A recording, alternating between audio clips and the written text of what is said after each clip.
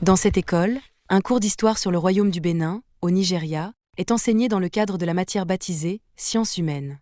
L'enseignante précise qu'il est important que les élèves apprennent l'histoire du Nigeria. De nos jours, les enfants sont tellement emportés par le monde occidental qu'ils oublient leur héritage culturel, qui est donc très important. Ils ont besoin de savoir d'où ils viennent, ils ont besoin de connaître les croyances d'où ils viennent, de connaître leur pays, leur État, leur langue, c'est très important. D'ailleurs, les élèves sont enthousiastes à l'idée d'apprendre. J'aime apprendre l'histoire du Nigeria parce que cela nous apprend à connaître notre culture et à mieux nous connaître nous-mêmes. Je suis très enthousiaste à l'idée de découvrir l'histoire du Nigeria. Le Nigeria est riche en culture et en diversité, alors j'ai vraiment hâte d'en savoir plus sur mon héritage et mes racines.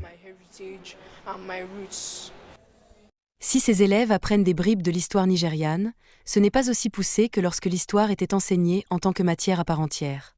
L'histoire en tant que matière a été retirée des programmes scolaires en 2008. À l'époque, le gouvernement avait invoqué la pénurie d'enseignants qualifiés, le manque d'intérêt des élèves pour cette matière, le peu d'opportunités d'emploi et le caractère sensible de certains événements historiques, comme la guerre civile au Nigeria entre 1967 et 1970.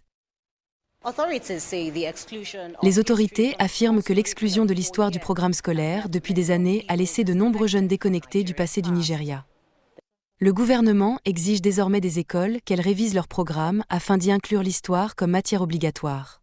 Il espère que la réintroduction de l'histoire dans les écoles inspirera une conscience nationale, un sentiment d'identité plus fort et le patriotisme.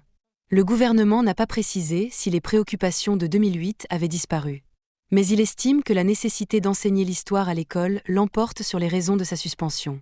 Les éducateurs estiment que cette décision aura un impact profond sur les générations futures de Nigérians.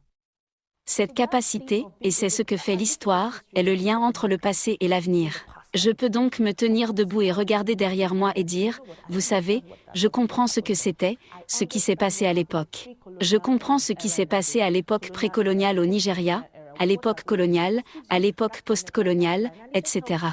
Cela vous donne cette connexion et cette ligne, et cela aide les enfants à prendre des décisions en connaissance de cause.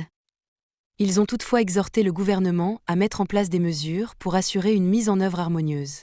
Le gouvernement affirme que près de 4000 enseignants ont été formés en 2022 pour préparer la réintroduction de l'histoire comme matière dans les écoles. Entre-temps, le Centre de ressources éducatives du Nigeria est chargé de réviser et de mettre à jour le programme avant qu'il ne soit mis en œuvre dans les écoles.